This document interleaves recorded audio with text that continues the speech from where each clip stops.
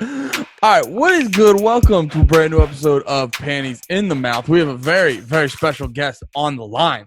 That is from the Keep It Basement podcast, Alex Nicholas. Alex, how the hell are you, dude? Hey, man. How you guys doing, dude? Thank you for having me, bro. Thank Man, you we so much for appreciate coming you on, man. being here. Oh, dude. Wait, you smoking too, Nate? Oh, dude. Nate's just ready, bro. Yeah, man, this is how I enjoy this. You know, I chit chat, I have some coffee, I smoke a little bud, and then I go on the rest of my day. That was, yeah, I remember one of the, it was the last episode me and Nate did together, just ourselves. And Nate was like, yo, let me just roll this joint before we start recording. And I'm like, you're just going to smoke it the whole episode, though. I was like, it's like a weird standard to set. And then Andy claimed to have a contact high. I've never even seen a real one of those, but for like the next 2 hours, you were just walking around like you was high. No, I meant when we were actually, that was a while ago. That was like one of our last podcasts before the shit went off. Oh, but I did in fact get a contact high. That's how fucking weak. It's ironic because I drank like literally 12 beers last night. But like if I'm near a guy smoking a lot of weed, You're done. yeah, not done, but just like I remember we were going out to an open mic or whatever, and I had my car and I was like, Nate, can you drive? And he's like, seriously? I'm like, I don't know, man. This is what's happening. Yo, you got the mean case of the linguini legs, bro. The linguini leg? I never heard that shit. That's just lightweight talk.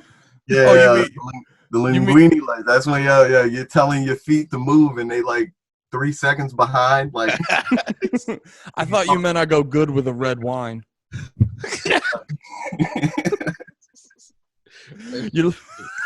What you been up to, Alex, man? How you been handling all this? Dude, this is crazy. So I lucked out, fortunately, with unemployment. So I'm basically You got in there. I'm kind of just at this point, this is how much of a comic loser I am. Yeah. I'm just taking this unemployment and just imagining their writing room checks at this point. And just going to work like, all right, I got to write today. Just so you're staying in that mindset. But no writing's getting done. Yo, it's hard as shit to write during all this, right? Because my main thing is two things. The only thing that's going on is like Corona and being in your crib. So it's no like not motivation, I guess, but like inspiration for other shit. Like it's just like, Yeah. and I don't want to come out doing coronavirus jokes because everybody's going to come out doing coronavirus. I don't either, and that's the thing. Like I had I'm not even gonna say who it was, but like he was like, yo, like I got he's like, I'm gonna have 15 on this shit, and he's like a funny ass dude. But I was like, you know how hard it's gonna be to make Corona jokes and not like let it be hacky or the same punchline every other guy's thinking about. Like, Yeah, exactly. hard. You might have like the first week of being out, like in shows happening again, to get those jokes in, and that's just because everybody's getting like reacclimated with just going out and seeing shit. Like, and that's I feel like that's all you got is like you got 7 days, and then that 15 minutes is garbage. Yeah, man. How much do you think too people are gonna not want to hear about that? Because I remember we were saying before, like the last show you and me, Nate, did was at Pet Shop, and I remember all night people kept trying to make coronavirus jokes, and this was right before like the lockdowns and all that, and you could every single time, and they weren't not funny jokes, but every time the crowd just had this vibe of like, nah, we don't know what this is yet. But I do remember that night though that they acted like, because I asked them, I was like, "Y'all scared of coronavirus?" They was like, "Nah." And this was like that Friday. That was on Wednesday. And then that Friday is when like LA locked down, and then right after that, everybody else started locking down. Then it was just like, all right, maybe we should all been a little worried about it. Yeah, man. And then now it's tricky too, because like mad people died. So it's like at this point, it's a roll of the dice of like who's in that crowd and like how they really feel about the situation. Yeah. Like I would hate to be that one dude that's like unloading the clip, just 15, just a tight 15 on Corona, and there's somebody just with the Arthur fist just in the crowd. Just like my uncle. Yep. My uncle. Oh wait, I just got the Arthur fist. For real though, you just make a coronavirus joke and you hear from the back, you're like, "This is for you, Nanny," and he fucking leaps to the front and takes you out. I think shows are going to be. I'm wondering how shows are going to be. Like I feel like bar shows might be gone for a while, even when things open up. Just because it's just I don't know if bars are going to want a crowd packing out the place. You know what I mean? Or will they? Like, it's still nothing. You think it's the opposite? Yeah, like almost like this is about to be on some like packed shows are about to be the new shit that's on Prohibition, bro. Like you gotta find a secret show kind of thing. Just think about it. There's people that are already like, man, fuck y'all, I'm going to the beach, and that's right now during the pandemic. So after all this calms down, I really think those shows where they're considered almost the trenches type of shows, those are gonna get hot again. Like basement, like shit that's out of view that nobody could regulate. Yeah, it's gonna be crazy again. Like basement shows are about to skyrocket. If we say basement shows, you mean like basement of somebody's house shows? I mean, do that or like those venues, bro. Like scattered around where it's like you gotta walk downstairs to get to them. Yeah. Like that. Yeah, I think those are gonna pack out crazy. I'd be dope. I mean, we was running one of those. I hope they let us come back when all this is over. I was gonna say if those shows start getting over, we're gonna be the kings of this shit. Or we'll just get bumped out. Or we'll get bumped out. You know what's funny? Like if we all like make it to be like old and we're talking about this, like we're gonna nickname like this era of comedy something different, I think. Just because of how everything's going. Yeah, and that's kind of dope to know that you're going like somehow you're a part of that. You know what I mean? Like, yeah, dude. Because just like any sort of boom or like when you read the like books about it or hear them old comedy stories, you're like, damn, they was going through it right then or whatever. And now we you're part of that. I can't wait to be 80 and be like, man, you don't know what you know about doing comedy in a face mask ever, young blood. You guys got it easy with your virtual reality comedy. We had to be near people. You ever done a show that had 6 people and it was sold out? Like, you had a show with 6 people? That's so many. It's literally like comedy shows are just one-on-one experiences. They used to give you these little tickets instead of money. Oh shit! Yeah, man, yeah. This is gonna be crazy. It's funny. I was talking to Gordon, and what do you guys think about this? Don't like him. Doing online shows. Shows and shit, and how like there's no real point because like comedy doesn't. I missed the beginning of what you said, to be honest, because we were being. Oh yeah, I made a joke and talked over you. We missed the beginning. Yeah, what'd you say? My fault, man. Your podcast, fuck me, man. Nah, you're the guest. What's up? What you saying? You remember when Drew Michael dropped that special with no audience? Yeah. Don't you find it interesting that the same people that might have been hating on that special are the same people doing exactly like you got paid by HBO to do? What you mean, like stand up with no audience? Yeah, I guess it is. I didn't pay attention to the hate of all that though. So people was hating when that came out. Yeah, I mean, I'm saying, you know how comics talk, and you know how anybody that does something new, what comes down first. You know what I mean? Because like people were like, you could look up the special and people write about it like, oh, like I don't know, it was weird. It was people are doing same shit right now. Yeah, and I hate when I see that right now too. Like, I mean, I guess I was part of this too because I was shitting on like them web shows. Because to me, like, I mean, like, if you're getting paid to do it, then by all means get your money. But them like web open mics and them like just like them shows that are almost like to work out. In my mind, it doesn't feel like it would be working out because it's not the same. But then you see people hating on that, and I tried to stop doing that. And then you also see people hating on people who are like starting podcasts during all this. It's like, what are you still starting? Like starting for like it's nothing else to do, dog. Like, yeah, it's just that crowd, that like group of negative people who immediately go, wait, what are you doing trying? You're a fucking bitch. Like I'll be honest, because like I have like my whole setup and everything. So I was just like I was laughing my ass off when everyone started like their podcasts and stuff where I was only laughing because I was like, yeah, I'm already ahead of this shit. But it's also like, what the fuck else are you gonna do? Like, there's a lot of people shitting on everyone trying to like shoot sketches and stuff. And I'll be there's a bunch of good ones, there's a bunch of bad ones, but it's like you have a bunch of comics and you're telling them they can't do, and you can't do stand-up comedy. What the fuck are they gonna do? They're gonna make sketches. They're gonna start podcasts. Yeah. It's good that it's forcing us to go into different facets to try the hand. I think that's the important thing. Like, cause I still got to break out of this too. And I think like everybody's been in that like scenario where it's like, man, I just do stand up. That's it. Fuck all everything else. Yeah. Anything else is corny. Fuck that. And then you start seeing dudes blowing past you because, you know what I mean? They're doing okay in maybe a lane that's right next to you. Yeah, I know exactly what you mean. Ahead of you, and it's like, oh shit, okay, well, I gotta do something different, bro. Well, yeah, it also shows that it's just smart to you know, have a few revenue streams. So when someone takes one thing away, you still have other shit. Yeah. You know, and you can't because you did see a few people being like all the people who were out of jobs and stuff. There's the other people like still hitting them with the like pick yourself up by your bootstraps, and you're just like, all right, you can't. That one, you know, you can't be prepared for a pandemic. That seems a little, yeah, bro. That seems a little much. But you know, those same people who were saying that eventually lost their job. Like, there's probably a nice chunk of people who said some shit like that and then lost their jobs and now can't get through the unemployment.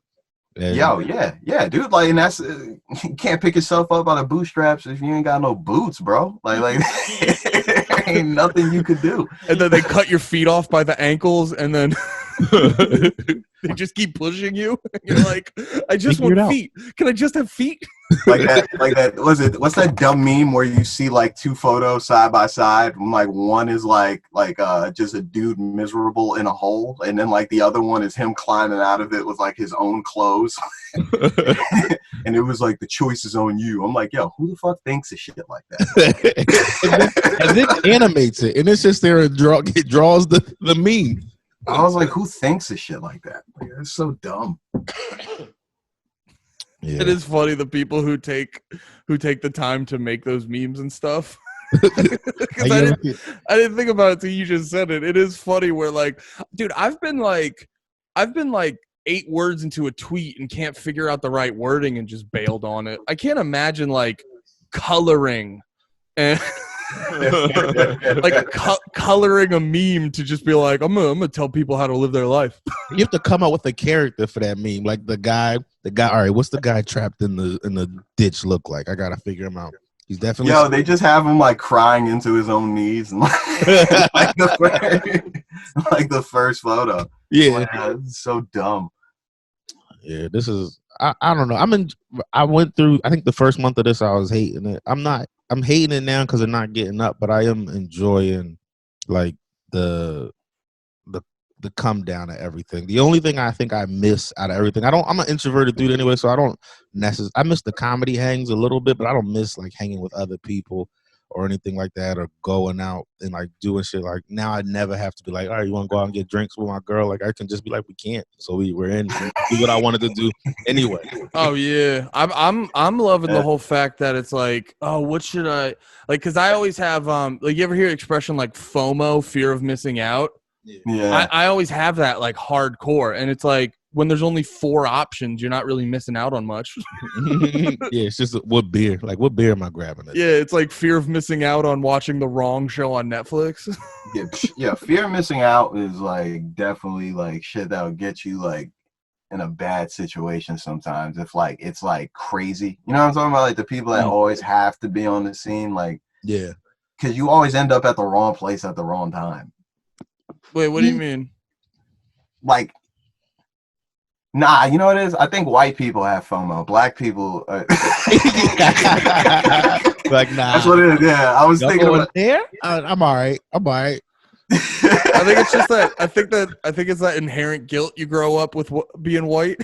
It's just like that base level assumption of what you're doing is wrong. Yo, Andy has FOMO of like good shit, like seeing people at soup kitchens. He's like, I could have been.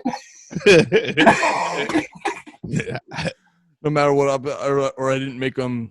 I don't know. I just fucking bailed on a. Fucking, oh, that's a classic Nate. You did a classic Nate. Started a bit, bailed on it halfway through.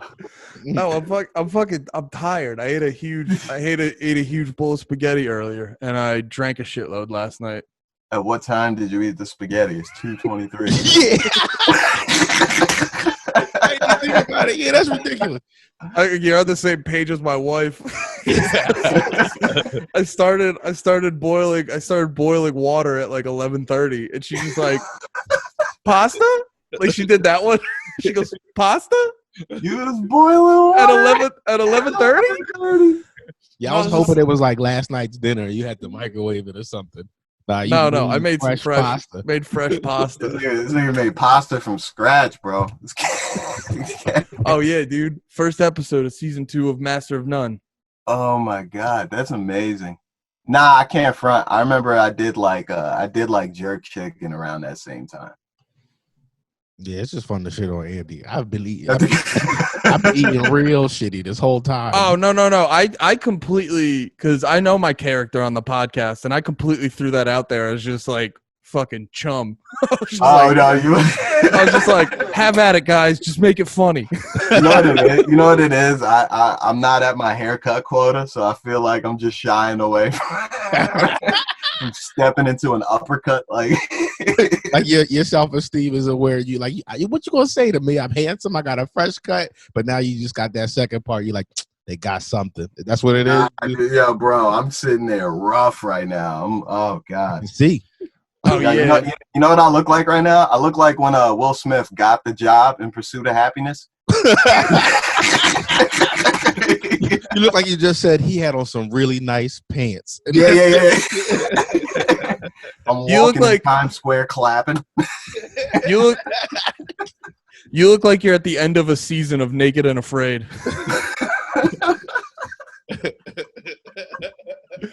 Yo, and Nate looks like the guy that welcomes you to the island.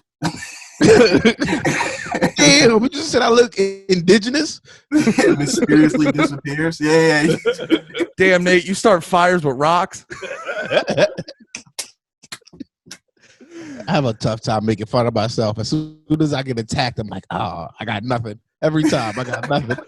You're just sitting there. You're like, yeah, I look like a fucking weirdo. Especially with like the image right in front of me. Like if you say it, I just look and go, ah, shit, he's right. And then that's all I got. So weird, man. You guys got to catch that white guy groove of like a haircut every 4 months. Just get comfortable with it. I feel like as a dopey looking white dude, there's so much less pressure on the outer appearance. Nah, fuck you, dude. You have fucking news reporter hair. Shut up. You're fine, bro. Like, he's saying that with his hair like perfectly in the headphones. Like you have like hair that looks good and shit. Sorry, I didn't hear that. There was too much hair in the. There's too much hair in the fucking speaker. Yo, the thing that's getting me with my hair is like the hair on the back of my neck is like connecting with my beard under my ear. So you got back of the head beard? I got back of the head. I got a full head of hair, but like it doesn't stop from like what you see here. It's like I got like a Scully ski mask on. And I just stretch the face out. You know what it looks like? Remember in the first Harry Potter when homie took the turban off? I've never seen Harry Potter. That's real. Yo, so there's this character on there. It's like a bad dude, but he was hiding in the back of this dude's head. So it was like a face in the back of his face. Oh, I have seen that dude. Yeah. All right. Yeah, I was gonna say the back of your head looked like if Voldemort was Muslim, but never mind. never mind. It took so long to explain. Solid bit. Nah, it's great. It was good. This guy? Oh. Yeah.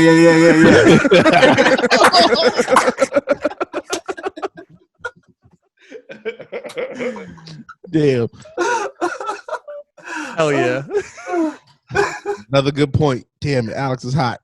Oh man. I'm sorry guys. So much creativity. Boiled up inside. Nate goes to the barber and he's like, what do you want me to do? You're like, well, just take down the face on the back of my head. Can you come at the face on the back of my head with a 3? Oh my god, take down the face. Oh shit. Just what my back face is beard up. real quick. That's all I got. That would be like a funny sketch though. Like like Nate walks in and the barber takes out 2 capes, like one, one for Nate and one for the back of Nate's face. You and the two barbers doing cuts on opposite sides of my head. He's like, John is gonna train. He's in training. He's gonna do the back of your head. I'd have told him, no, you don't never let the guy train to do your cut. That's what he cuts kids. Oh my god. When I first moved up here, that's how like I got one of my worst haircuts by this Dominican boy, and I shouldn't have got the cut because I walked in, it was late, and I was with him. Had been driving back to PA for my haircuts just because you know how it is. You got your barber, that's your barber, but that was getting to be too much to just drive to Retton every like couple of weeks. So I went in and there was 2 older dudes and like a younger boy, and it was like, he's got you, like it's like, and I just knew like, this nigga's, and he was Dominican. He gave me that joint that the Dominican boys do where they like cut this part down real low and then shape it up. Oh, the baby hair. The baby hair, yeah, like yeah. So I had like a line up around my lineup. Yeah. No. Oh, it pushed you back though. But he didn't though. Like he didn't push me back. He just took it down. Like he just made it look like every time I get it, everything's still the same length up here. It's just lined up. He gave it like it was like a 1 here, and then everything else was a 2, like it normally was. So I had like a line within my line. Wait, you had an outline? Yeah, I had like an outline because that's how they do when they got long hair. Like they'll give themselves like the baby hair joint. Yeah, he gave you a border. Yeah, and that's just not. It's not what you do. I mean, I was going to ponytail it or something or braid it maybe, but not. That would make, but it would make sense for what you have right now because your hair is longer. But short, that looks. At what point did you know he like fucked it up? I knew as soon as I got in the chair. I just knew whatever it was better than what I was dealing with. So I just picture you like driving the fucking 9 hours home from Reading. just you're driving, and then every 5 seconds you like look to the rearview mirror, and you're just like, no, this wasn't in Reading. This wasn't in Reading. This was in Jersey City. This was the first like barber I tried in Jersey City. Oh, okay. Because this is like one of my most embarrassing haircut things. My barber that I have now, I actually got him. I started getting a haircut from him in the mall. He was like, I could see him. He was a black boy, not like one of them white like salon joints. I would walk past. I was working in the mall. And I would walk past, and I just see him all the time for like a year. I was like, hey, those kind of line people up, but you don't want to go to the mall for a cut. Yeah. But I just like I had tried like 2 other barbershops around here, and it just didn't work out. And I was like, I see him. He's doing what he's supposed to do. And he like had now he's just at like a regular shop, but for a while I was that nigga getting my hair cut in the mall, and I was ashamed, but my cuts was coming out clean.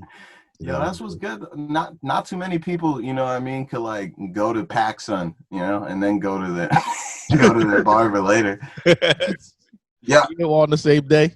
I've been so tuned out from like haircuts and shit just because of my dad has been a barber since as long as I can remember. So like I remember I made a dude mad because he was like, man, you know how expensive haircuts are? And I was like, I don't, bro. I was like, I don't know what they're charging right now. I was like, I really don't. You never just asked your dad out of curiosity? How much? Nah, I never did. But I always was like, if he had somebody there, I'll be like, yo, I'll take a walk. Like, go get your money because I don't gotta pay for nothing. You know what I mean? But how much is a haircut? It's like on average 20 to 25. Oh, okay. I give my barber 30 because he does a good job and I tip good. Yeah, you gotta get charges. I think the shop I go to charges 15 for a cut, but he hooks it up. Yeah, man. Yeah, I always make up for it. I'll buy my dad like a pair of sneakers or something like at the end of the year. Like, thanks, dude. Yo, I wanted to ask you this, Alex, because I know you was working on getting ready to record an album before all this happened. Like, when you come out, are you jumping right into recording the album again, or are you like gonna hit it? How long are you gonna try to hit it before you? I don't even know if I want to do my material from then anymore, but I wasn't about to record an album either, so that's a whole.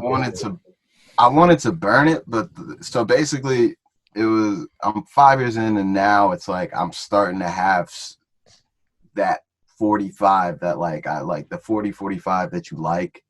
So I knew that like coming up, if all this didn't happen, I was like, I got like a 3-4 month span to kind of work on a back end 15 and then chop it down a little bit. Cause I know that nobody's really sitting for a whole hour for an album. Like even if you saw like Schulz's like the 441 thing, they were like 15-minute clip. They were like 10-minute clips almost that were, it was chunks, but they were separated. You know what I mean? Like, so once I knew I kind of had the time, I wanted a little bit past an hour. So that way, when I burned my shit, I still had some shit to work off of. Now what the blessing in disguise now is this: with me getting unemployment and me being locked in the crib and not really being able to spend money, I'm just stacking. So once all this lets up, I'm out to Jersey City and then hitting New York heavy for like just a few months, man. Like just to get familiar. Yeah, get familiar with the show scene. Like I know dudes like a little bit from just opening for certain dudes. So they would introduce me to somebody and that's, you know how shit snowballs. Yeah. So I think just after getting in my groove and hammering out that back end 15, I think it would just be hot to kind of be like kind of the newer dude that like dudes know but nobody really knows, and then like within me being there for like a half a year, I'm already coming out with something. And then I think that'll really get the ball rolling. Plus I get to kind of do my shit justice without just burning it and leaving it in the air. You know what I mean? Are you worried about like getting the sound right for it because of like Pat? I guess that's all something you'd have to find out over that time, finding out what venue you're gonna do it at. Yeah. That shit. What were you saying, Andy? Oh, no. I was curious about that too. Like, I didn't realize. I think I saw you maybe posting that you wanted to do one, but did you actually have like shit lined up? I had just chess pieces that I was moving. So, like, okay. I had like I already had a plan for shooting a 60-second commercial with my boy Stanley that you met. That's a director from Emerson. Okay. I was gonna shoot like a 60-second little thing that was gonna hint at I was gonna be coming out with some shit, but drop it after the fact that I did record it. You know what I'm saying? Like that. Okay. And then also I was gonna just try to at the most shop it around to see if anybody would bite on it. Because the blessing in disguise that Gordon set me up with was on his album. He had me host the show, so that way I'd be on the intro, so people heard my voice. Yeah. And I was like, oh, like I didn't really realize that's what he did till later. Like, and then I was like, okay, so this all kind of lines up. But as far as a venue, I didn't really bug about that. I just wanted something close quarters. Yeah, to be honest, I was really, and I'm still am strongly considering doing it in a skate shop. Oh, that would be dope. And that would that fits you. You know what I mean?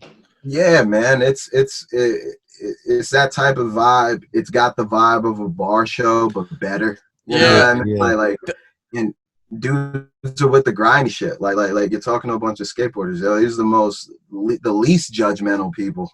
And all of them and the most open-minded. So I think, especially me coming out of skating and then going into comedy, I just felt like it made sense for the whole narrative. You know what I mean? Like to just have a bunch of shit that made sense. It's smart. Yeah, it's smart too. Cause like Nate said, it's sort of, you'd feel comfortable there. It fits your whole thing. And then also, if you then shift it over to like a more marketing standpoint, it's like if someone turns on a special and you're just in a skate shop, you're like, oh, and they may take a few more seconds on it than they would if it was just your standard, I'm standing in front of a stage. Yeah, well, it's the funniest thing too. I wasn't even gonna have a visual aid. I just wanted to do the audio. Oh, just physically at a skate shop. Yeah, and I would like the whole idea. Like I had a whole rollout plan for this thing. Like I know, I know a dude that had he had a almost like a little record deal with a band that he was in, and they had vinyls pressed. So from there, he kind of knew a dude that could press vinyls. You know what I mean? So I was like, it'd be kind of dope if I did an hour that I liked, shopped it around. If it gets picked up, it gets picked up. If it doesn't, it doesn't. But I would press vinyls and leave them in shops, and then also promote it with that 60-second joint that I already had, with also putting in the time in the city. So in my head, everything's kind of working together congruently, and I'm not lacking on any, you know what I mean? Like I'm not lacking in any aspect. And once again, I'm marketing it the way I wanted it to. Because a lot of dudes are kind of like putting out shit that they think that's what you're supposed to do. Yeah. Like, you know what I mean? Like, and not, this is who I am, buy into me for being me. Like, they're just like, oh, well, I'm supposed to have like this camera angle for this, or I'm supposed to go on this podcast and talk about this project that I'm doing. And then they're shocked when it doesn't have the numbers behind it. Yeah. That's my biggest like roadblock I'll set in front of myself, like inadvertently, you know, just like worrying too much about like what should I do, and it's like, no, just focus on what you want to do and make that really good. Because I get result. If I like look back at it, it's like, yeah, whenever you were like being yourself and being honest about it, the results usually are better. And when you're trying to like force it, it's like, whether it's consciously or subconsciously, people can kind of like sniff that out, I've noticed. Yeah, man. Exactly that. And you see a lot of the same guy. Yeah. You know what I mean? Like everybody trying to be what they saw get on. Yeah, man. Like once again, there's a million Mark Normans. There's a yeah, he's the one right now that you see like even down to like his tone of voice. Yeah, man. Like there's a million Mark Normans. There's a million Attels. You know what I mean? There's a million dudes trying to do Big J. Like Attels are older.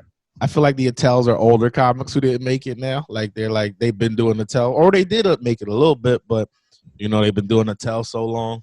Yeah, dude's trying to be Chappelle. Like it's all the same thing. Whereas like I noticed that the times I was hitting my strides and it was going good and getting better was when I was just keeping it a buck, like with people, and I stopped the whole what do I have to do to get on, and I was just like, man, I'm just doing what I like and what I think is funny and what I think is dope. And you know what I mean? Because like we've all had those moments where you could have ended up a completely different way if you ain't make a certain decision years ago.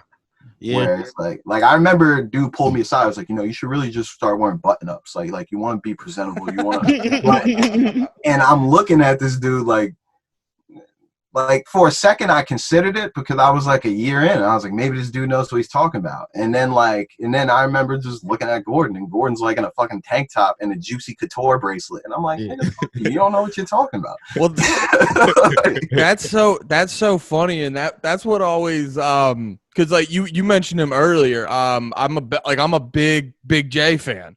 And I remember anytime I'd have that thought of just like, oh, you can't wear shorts on stage, or you can't do this. I'd be like, oh, wait a minute, but my favorite comic wears shorts, so what does that even? And you're like, oh yeah, it's just at the end of the day, it's just be fucking funny. He is one of them dudes too, who is himself to like a T though. Like no, you don't see no one go on stage who looks like that dude does, except maybe now you do because they're trying to do what he does. But when he started coming up there with them gloves and chains, and like he switched his whole look up from the long hair, like he's I remember smart. The first I saw him was on what was it, The Bad Boys of Comedy, and he killed it, but it still looked like a whole different dude up there. Well, I think sorry, because I listened to his shit, and I actually know the story is that was with fucking P. Diddy, and one of the rules for being on that you had to wear Sean John, and all they had was some like oversized Sean John shirt for him.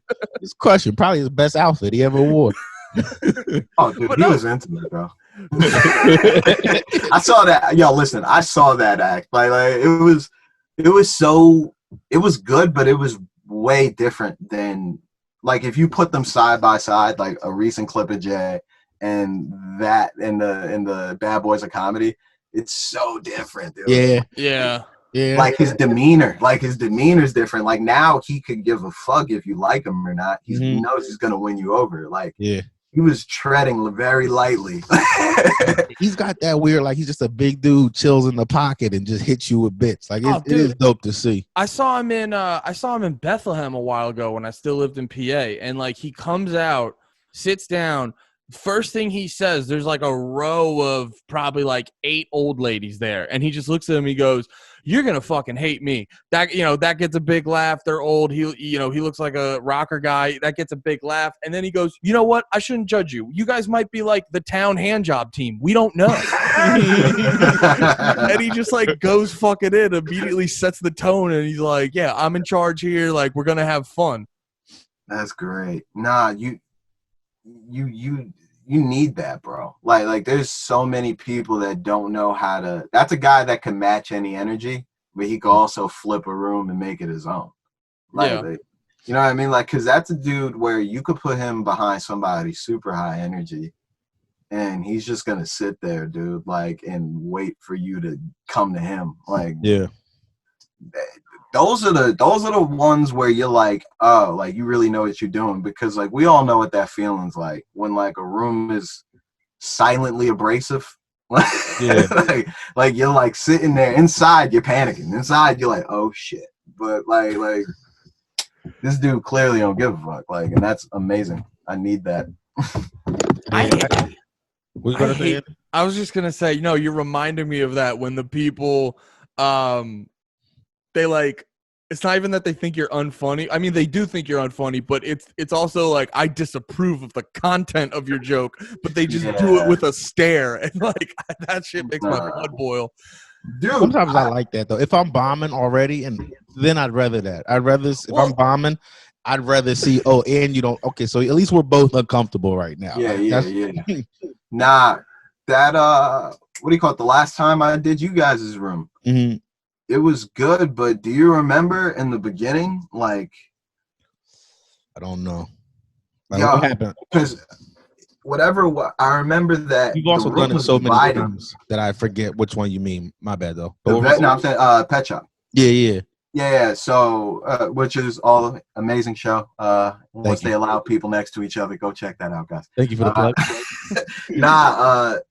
Remember, you guys packed it out one of these nights, but it was mad people in the regular room. But then there was that side room. Yeah. I know exactly which time you're talking about now. Yeah. So that side room was so goddamn weird because you had that side room was that group of people. Like the people are like, I don't know about. Like, and it's working over here, but it was such a mind fuck because like I'm hearing jokes that are landing here and then looking at them and they're like That's weird, that like 90-degree angle, like you got right in front of you and you see them and you're doing well, and then you just like, but I know I don't hear shit from this side, and then it throws you off because you try to get to them, but then you ignore them. And it turns into 2 shows at the same time. and the best part is because like for anyone who doesn't know, when you're kind of like doing crowd work or you're shitting on someone in a certain area, you have to remember other people can't see them. And this side room is completely blocked off from the other half of the crowd. So it just feels like for the other half of the crowd, when you address the side room, they're just like, he's just talking to no one. And it creates this like weird disconnect in the audience member's head because they're like, who's he even talking to? They forget people are even over there. Yeah. That's why up front I went like, I was like, how you guys doing? And then I looked over there. I was like, how you guys doing? Like, just for that reason though, because it happened to somebody that went like before we did. But you remember seeing that though, like some dude did something, but there was that weird disconnect where it was like people on the main side started looking at each other like, who the fuck is around? Like, like talking, like he was addressing them too much, kind of. You mean like the other side? It was that, yeah. Like I knew up front that if I got really mean, it would just look like I'm just bashing somebody that you can't see. Like, and I also had to like describe what they were doing out loud. You know what I mean? Like I'm I was like, this girl's just staring at me like I've lost my goddamn mind. Okay, like you know what I mean? Like, and then like then they would get it. But if I was just like, man, fuck you, like they'd be like, whoa. That was my big thing when I first started getting into crowd work, is because like lashing out. Nate'll tell you. There was a lot of I would my favorite one in retrospect was like I would get pissed if I didn't think they were laughing at the right thing, which is insane. Like just screaming at an audience. I remember Nate talking to me. He's like, "You're yelling at them for laughing. That's what we want them to do, idiot." And I'm just up there like being a comedy purist because I watch Louis and listen to Patrice. Like I'm the smartest guy in the room. Don't you guys know I've listened to most Opie and Anthony episodes? I'm a pretty highbrow comic. Yo, do you remember those years when like we started doing our homework? and then motherfuckers like really like we was like, nah, like we know. You got like cocky. For a while, I was like cocky with people I knew outside of comedy what they thought was funny. Like I was kind of judgmental. Like, you think this is funny? Shit ain't funny, man. But they're sitting there laughing like, yo, it's funny to them. I can't. Yeah. Oh, dude, I had to stop that on myself a couple times. Like somebody like says something that like kills within a group of friends, but he's not a comic, and I'll just like look and be like, man, that ain't funny. Another thing I do that's annoying, I think, to like if I hear something that's funny, a lot of times like I hear it's funny, but I recognize that it's funny. It doesn't make me laugh, but I'm like in my mind, I'm like that timing was good. So I go like instead of laughing, I'll be like, that's funny. Oh yeah, I do all the time. Like that's funny, but it's just that's all you get. It's monotone. Yeah, it's monotone, dude. Like, I don't laugh at. I really don't laugh at shit anymore. I'll do the same shit, but that's mad funny. And I mean it. Like if I'm saying that, I usually mean it, but it is just me just being like, I recognize that the pieces were there to make that funny, and that's it. Yeah, what's dope though is we do that to each other, and we always take it as a good sign though. Yeah. Like if any one of us ran a bit by each other, we're like, nah, that's funny. Like we'd be like, all right, where. But yeah. There's something that dies in people's eyes when you don't give them the reaction they want, and they're not a comic. Like, no, that's funny. That's funny. Yeah, they're like, and I'm like, yeah, that's funny. Do you ever get the like not them dying inside, but they're not a comic. They know you're a comic, and you don't laugh at what they said. They'll be like, oh, was that not funny enough for you, Mr. Comedian? And you're like, no, a couple versions of that. Why I didn't laugh, so no. Yeah, the best way to handle that, and I've learned, is just to give them the flat. Yeah, no. And that's it. Because I used to be like trying to explain myself. Like, no, it's just like I hear shit all day. I'm sorry. Like, yeah, me too. I used to try to tell people I hang around people who get paid to be funny. Like, man. That or just the common just to say something funny joke, even when people mean it ironically. I'm like, that's fighting words, bro. Oh, wait, are you saying? wait, are you saying when they tell you to say something funny? Oh yeah, you're like, oh, you're a comic? Tell me a joke, and I'll just be like, nah. But I won't be like shitty about it. I'll just be matter of fact, like, no, I don't want to do that. No. If it's like a regular person, like, and I'm not cool with them, and they're doing it just like out of just not knowing, like, I'll just always be like, you don't want that. I remember one time I got real frustrated because my one friend kept doing that, and she just kept like badgering me, like, no, tell me. And she's like, tell me a joke. And I just like really matter of factly, because I knew her and her boyfriend were having problems. I was like, you love life. And she was like, you're mean.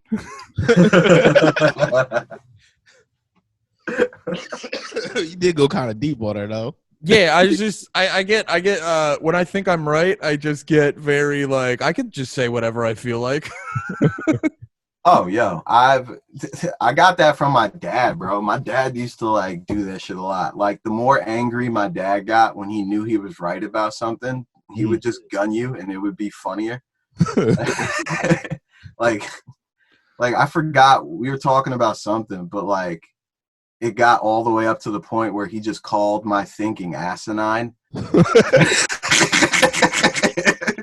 I was like, that was how I learned the word what asinine meant. Like, totally asinine. I was like, what?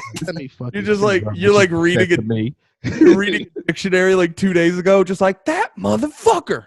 Yo, yes. Yo, that's how. Yo, my dad's a wordsmith when he gets, and like I'm trying to figure out how to make this into something, but like a fucking like sketch, but You like can't because you're so asinine. yeah. Your dad was right, dude. Andy for two. Put him on the board. Nah, yo, this dude. I think that's how I learned how to gun, because that's the thing. Like, I'll be joking around and like gunning people, like if we're boys or something. But like, and we've all been there. Like when you did the whole love life joke, like where you cut too deep. Yeah, it's too like real. That's normal to me though, because of like what I was around. Like, you know what I mean? Oh like, yeah, dude, perfect example. Sorry to cut you off, but like it's one of the hardest things. One of the things Nate's done that made me laugh the hardest. We were still living in PA at an open mic. It was at the Reading Comedy Outlet, and I'm just sitting in the back watching the shit. I think you were hosting the show. You brought up a comic, and you're just sitting there, and then you walk over to me. I'm sitting in a chair. I'm kind of like hunchback, so my gut's probably like poking out. Mhm. And I mean, it always is. So he Nate just goes up to my gut, jiggles it ever so slightly, and he just whispers in my ear, and he goes, "This is disgusting." No. And then he just walked away. And it's one of the funniest things he's ever done. But it's like, it's not That's a joke. so funny. It's just this joke is that it's just a sentence. Dude, it's just so funny. Oh, that's great. Yeah. No, remember when Nate did a poll on you and Gillis's back? Who had the fatter back? I think who won? Did you win, Andy? He tagged me. I didn't know. You know what? I didn't vote on it, but he tagged me and he went and he was like, "Who's got the fatter back?" So I just hit him back. I was like, "Are we judging on definition or overall mass?" Oh, yeah. I can't. Well, what's your definition of winning? Because if I lost the poll, that's me winning. Yeah, I think that's yeah. But if you're competitive, if you want to have the bigger back, you know. I just go, Nate, take the picture again. God. Yo, dude, but yeah, I just love like that's like that was like the culture I grew up on. It was like the people that like loved you the most, like was like gunning you, you know, like I forgot. Remember that cartoon, like the what was it, Ren and Stimpy? Yeah. Remember they had the cousin, Boneless Chicken? That sounds familiar. Andy, pull that up because I need to see my dad freaking so my brother got in trouble, right? And he comes in the house and he's crying. So I'm like, oh shit, like my dad must have whooped his ass or something. And my mom is like, yo, you gotta talk to your brother. I'm like, what happened? And then she couldn't get it out because she's laughing too hard. She was like, I don't know what your dad said. She was like, but you know how he gets. And then my brother just comes out the room and he's like, yo, he called me a boneless chicken, right? And dude's crying. And then you hear my dad on speakerphone like, nah, that nigga lazy. He was like, he's a boneless chicken. And then he goes, yo, you don't even walk. They just throw you where you need to go.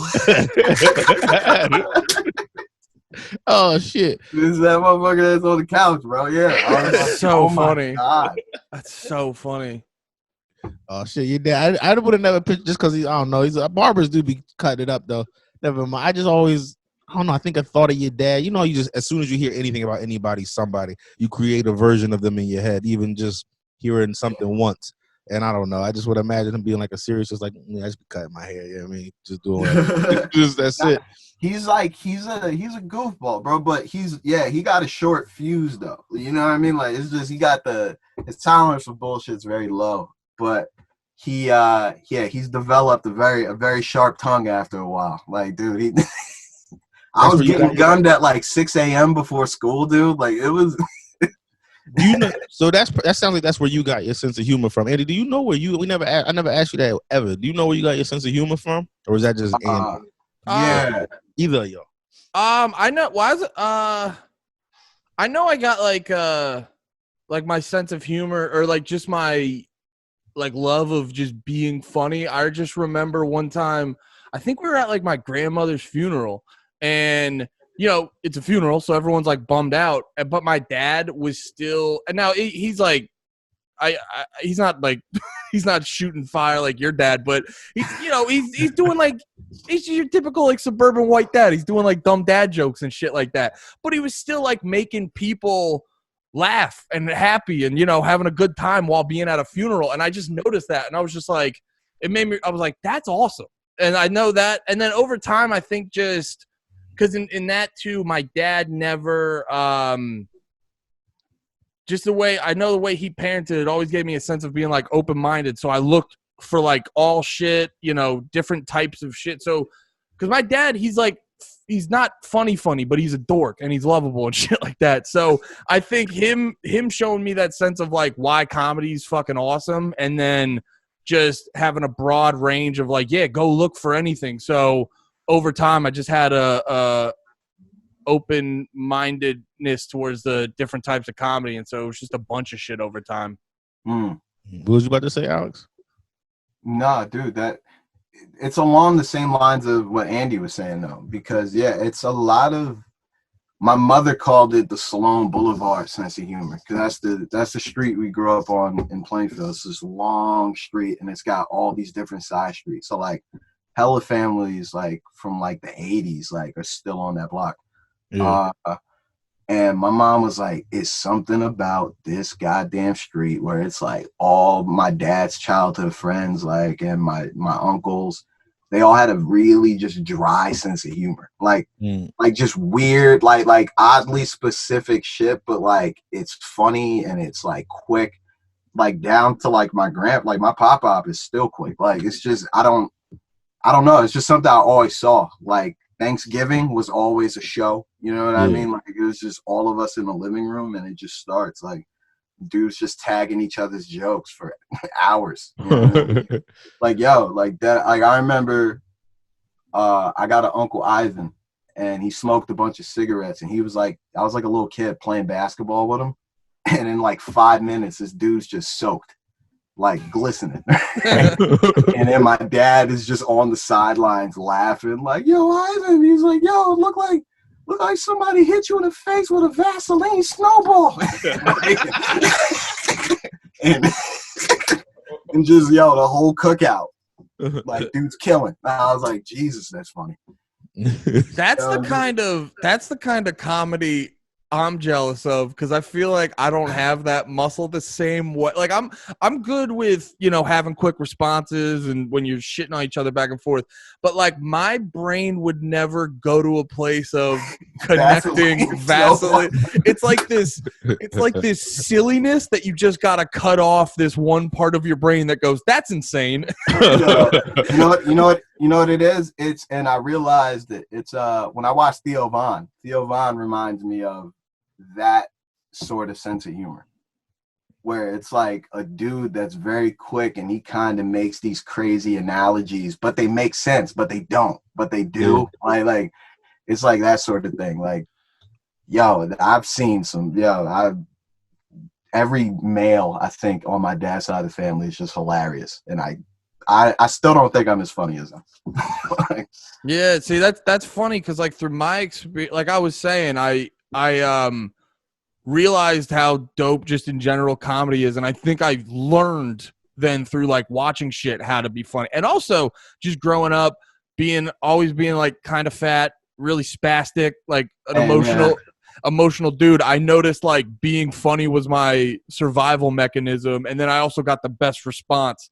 Because like I'm not walking in being like the hottest guy in the room, like the coolest guy in the room.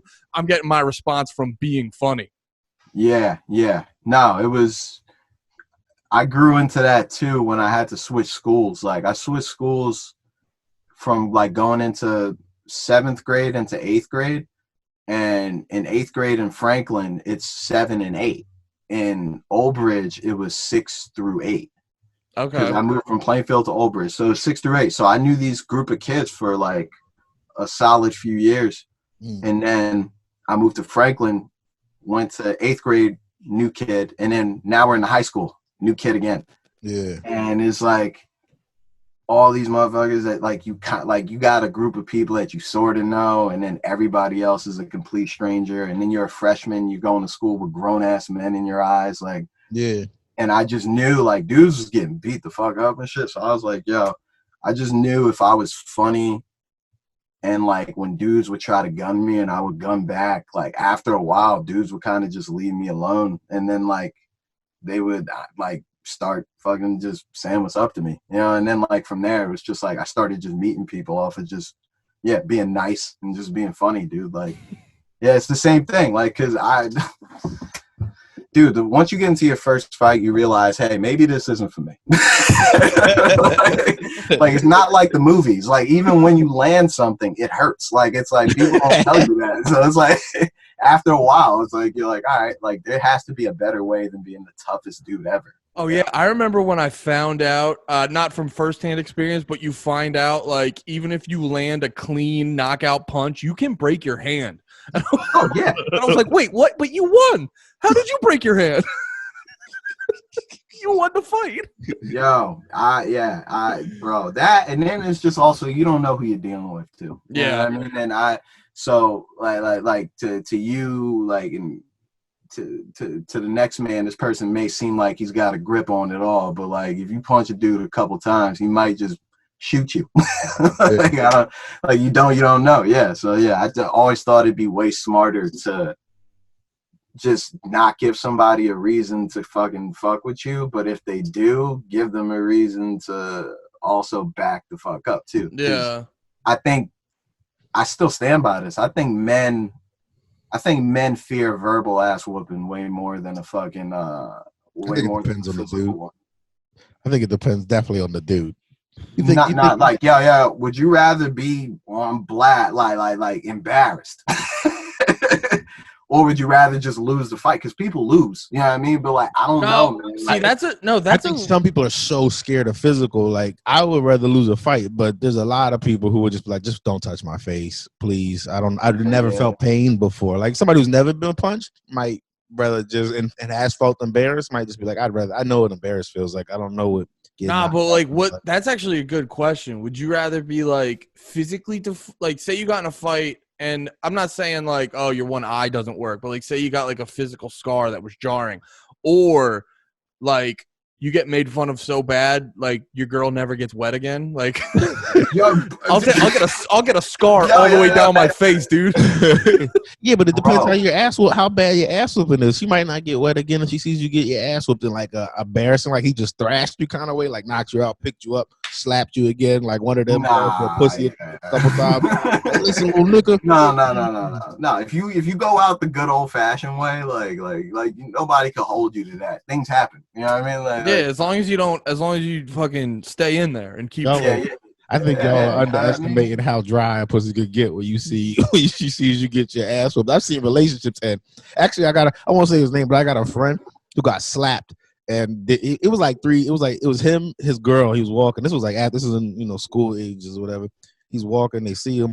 Boss steps to him, smacks him. Apparently, I wasn't there. This is just a story I heard. Smacked him. He didn't do shit, and like they didn't fight, but he got slapped.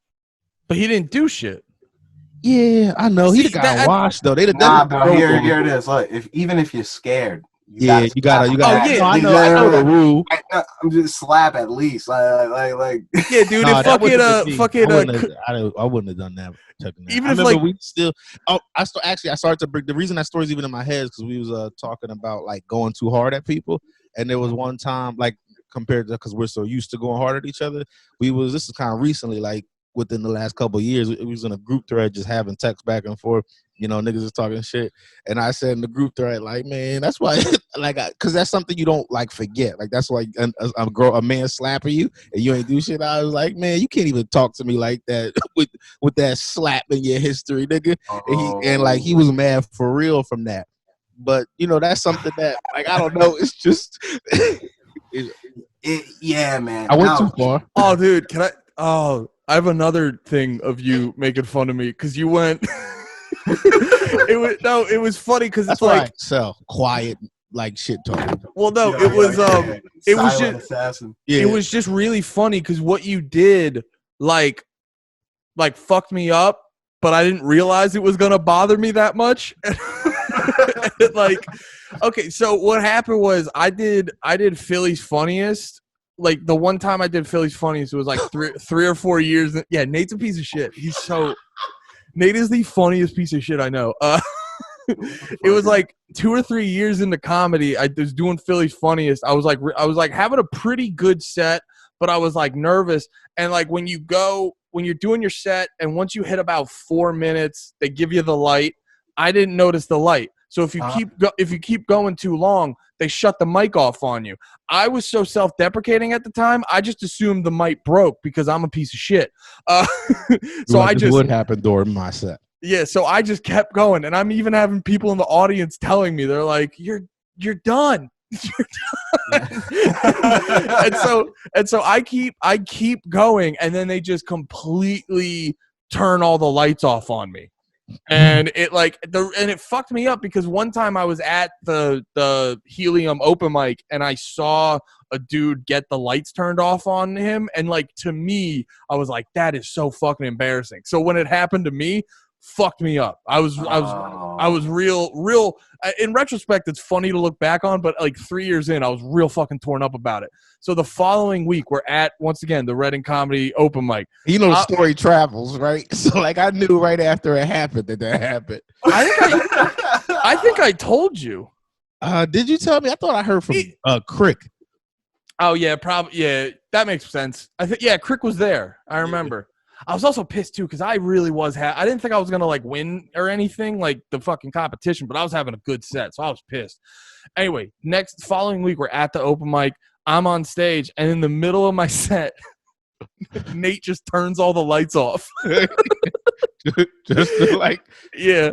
And I was still raw over it, and I freaked out. I was like, I was doing that thing where you're like trying to smile to be like, I'm not that mad about it, but like you're getting red, like good joke, Nate. Like all of it, stage lights, every little light in the room to keep.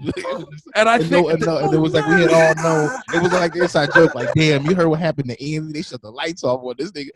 So it was just like a. And then I remember afterwards where I was like pissed.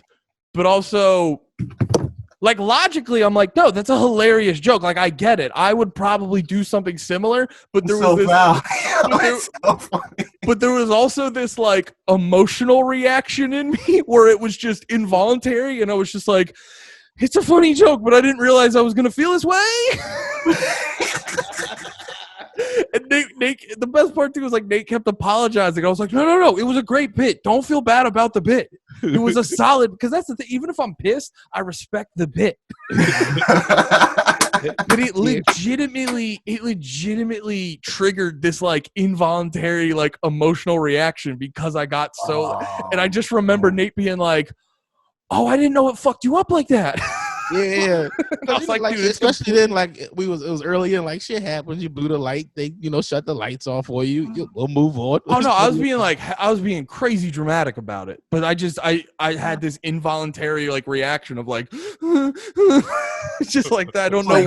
I don't know what word to say. It was it's like whatever. It's like Andy's epileptic and Nate just tricked this nigga into a disco. Oh yeah. I didn't. That's the best way to put it, because I didn't choose to freak out. It just Nate like just hit my trigger, and I was like a Manchurian fucking candidate, dude. I was just like, kill them. No, wait, don't want to have that on recording. It was like a week. It was like if that was on a Wednesday, the other thing was on a Thursday. So I know you were like writing, like I got new bits. I'm gonna fucking figure this out. I made a mistake. I'm gonna be better. And then, yeah. No. I was in let's harp on this for a while mode. Yeah.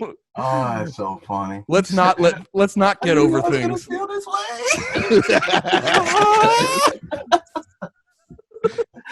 Oh, that's great. Oh my god. That a person, a better friend.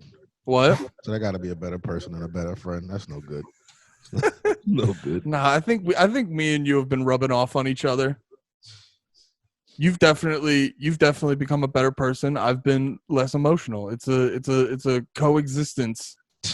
It's a good coexistence. What got you into being funny, Nate?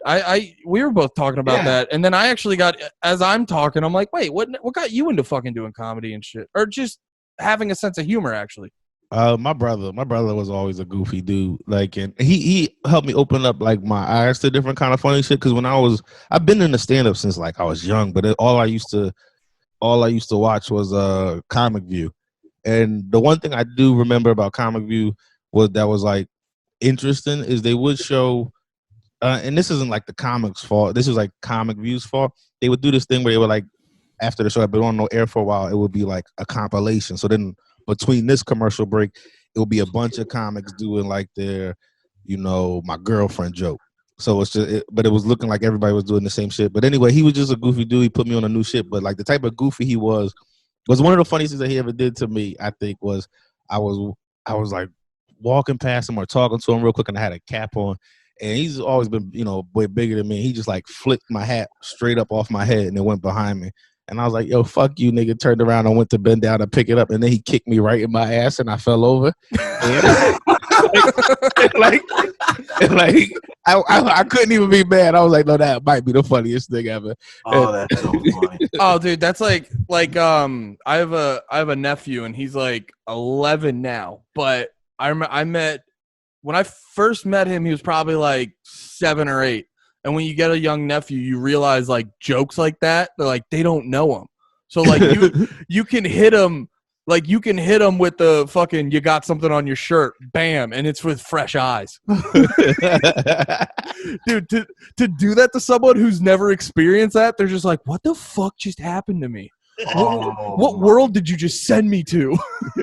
Yo, I was there with my boy. He got folded, bro. You know when people go right behind your knees? Yeah. Oh yeah. Yo, but he got hit.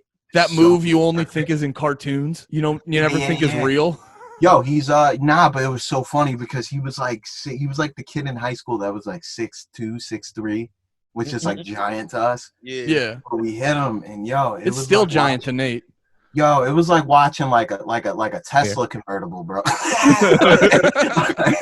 nigga came down in segments, and I was like, "This is crazy!" Like no fighting it, nothing. Like, it's great. He just went. Yo, this nigga said, "Woo." Yo, there's some people I think about from like that time, like that school time, who was like, "Yo, you should have done comedy. Your comedy mind, it was so good then." That you didn't even know what you had. Like the two funniest things I remember seeing in school is this kid used to fuck with this teacher. He put a bunch of lotion. He just was like, Nate, watch what I do. He just took lotion and put like spots of lotion all on his face, right? And then so he just sit on his desk and he had a brush in his hand and he just was banging it on the desk, just waiting for the teacher to say something, just banging it for like 30 seconds. And he was always fucking up, so she was trying to ignore him. She goes, "Bye, Nate. What are you doing? And what is that on your face?" And he just goes, "Semen."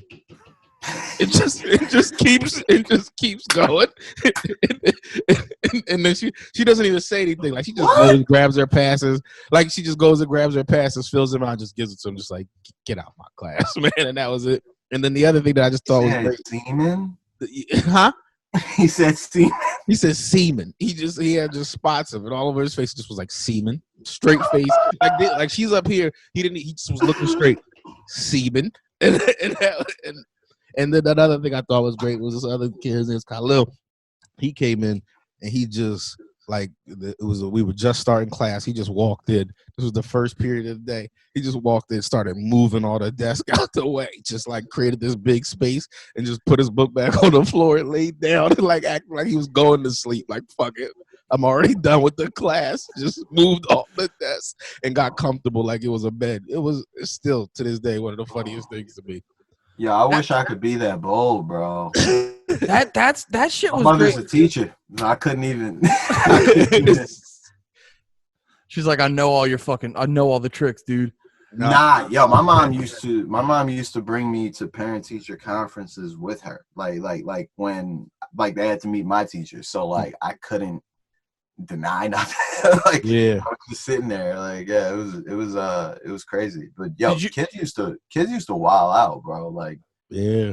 Did you go to the school she taught at? I would go in every now and then, like if I had to like get something from her or something like that. Or But school. you didn't actually like attend the school she taught at. no, that's actually going on right now with my sister though. She My hates it, little don't sister she? goes to the school my mom teaches at. Yeah, that sounds terrible. Bro, I asked her like, cause she's 10 now, so I was like, yo, like, what's that like? Like, and she was like, oh, let's just go to school. I'm like, I don't bother you. She's like, no, not really. I'm like, oh, okay. I was like, that shit would bother the shit out of me, bro. Yeah, especially because you gotta, like, some kids gonna mess with her, and it might be different for you because you're a dude. Like your response is like in your mind is like, I gotta fight this dude now. He's fucking with my mom all day, but she's a female, so it doesn't have to go there. But it does work because as a wild little boy, I don't think you're gonna want to mess with a teacher's daughter. Yeah. You know what I mean? Like in a little kid, like in a high schooler sense or a middle schooler sense, like I think they know like that's a little too close to home. I know when I was in school, that would have been if that person wasn't likable, they'd have got it. And they'd have got it hard, and they'd have been like, "Fuck you, teach," like with that energy. Fuck you, teach. Nah, my mom's a sweetheart. Thank God, man. Dude. The dude's trying to smash and like tell. Like, I'm not saying this about your sister, obviously, but no. But that's life, though. Yeah. I got young parents, dude. So I came up with that too. Like when I was young too, that shit would suck. Like when I was like in a 3rd grade and my mom be teaching like freaking like high school. Yeah, and, like, I'd be getting older, and then dudes would be like, "Oh yeah, that's right. Like, yo, your mom's like that. Like yo, that's your mom's." And I'm like, "Yeah, that's your." You already know what that is. That's your mom. No, like, you know sex. The second ask is always what gets me. They're like, "Oh, that's your mom's." I'm like, "Yeah." They're like, "Nah, for real, like that." I'm sitting there like, "Shut up, bro." Like, yo, you don't gotta say no more. We already know you said everything you needed to say. I got it. I got where this was going. We had a whole conversation with 2 repeat sentences. You ever think someone like is in that it just gets frustrated and says some weird shit? They're just like, "Yo, stop talking about my sexy mom." They're like, "What?" You're like, "Nothing."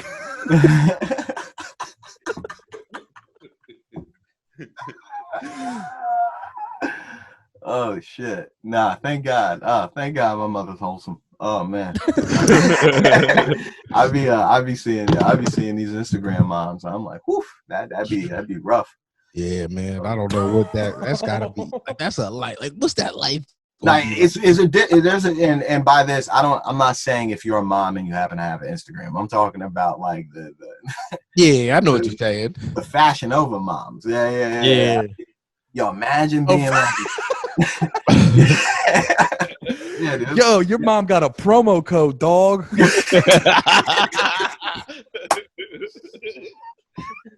Yo, imagine that's your middle name, bro. Promo code, bro. Yo, that's gonna be somebody's middle name. Promo code. This is my daughter, Nova. This is my daughter. This is my son, ASOS. It's like,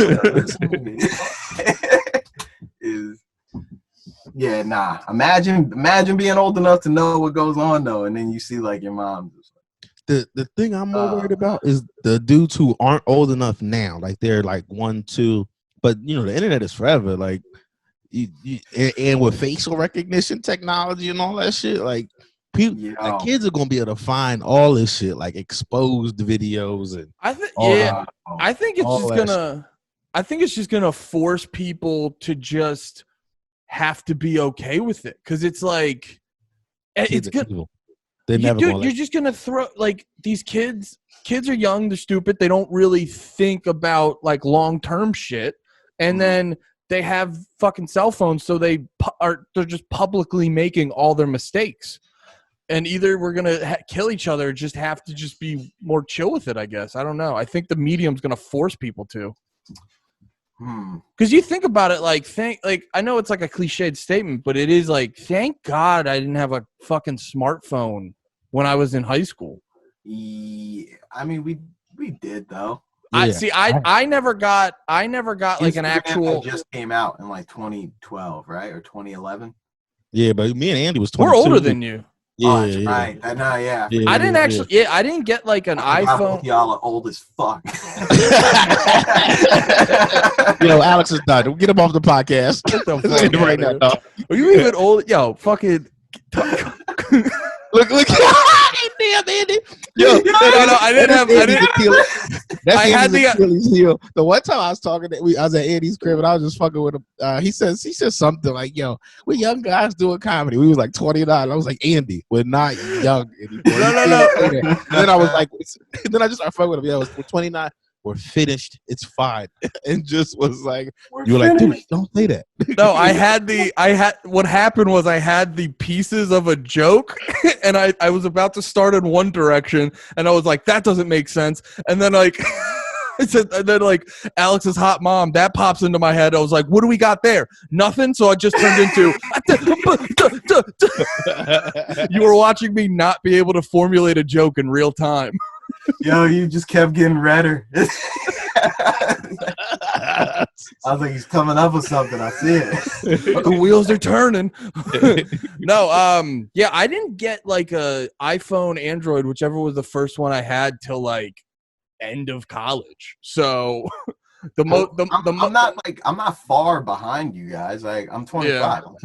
I turned 26 in October, but that shit all started though. Like smartphone started, I think it was like 07, 08. I feel like the Razor was the first one, right? That one wasn't like a smartphone. No, it was still a flip. You could go online with it, but not like you can now. Yeah. But the iPhone, I think, was like the first John. The iPhone, or like maybe some Android. I remember my brother had some shit like Evo or something. Sidekick. There it is. That's the first. That's probably the original type of a smartphone. That's what I'm saying. I'm not far behind you, bro. Yeah, we had Sidekick. Yeah, we did have those. But I was a nigga because that was when like MySpace was just becoming a thing. And I was the nigga who I just had a camera all the time. Like I had everything. Like I was recording myself. Fucking, I was recording all the fights. Like I was the nigga who everybody was like, yo, Nate, let me get some new MySpace pictures. Like I got you. But dude, I think I don't ever try to take that. What size white tee were you wearing back then, Nate? Oh, definitely a 2 or 3X. Like if they didn't have a 3, I grabbed a 2, like because I had to. But you know what I mean, like I know if I couldn't remember. You're but like a medium. That's insane. The big no. That is a medium.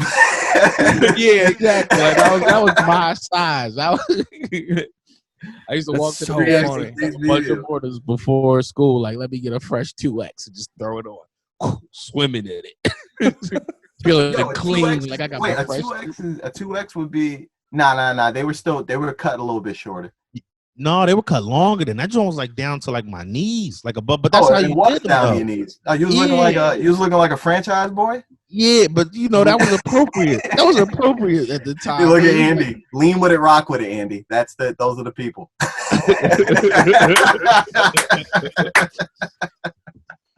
Are you looking up? Are you looking up that style?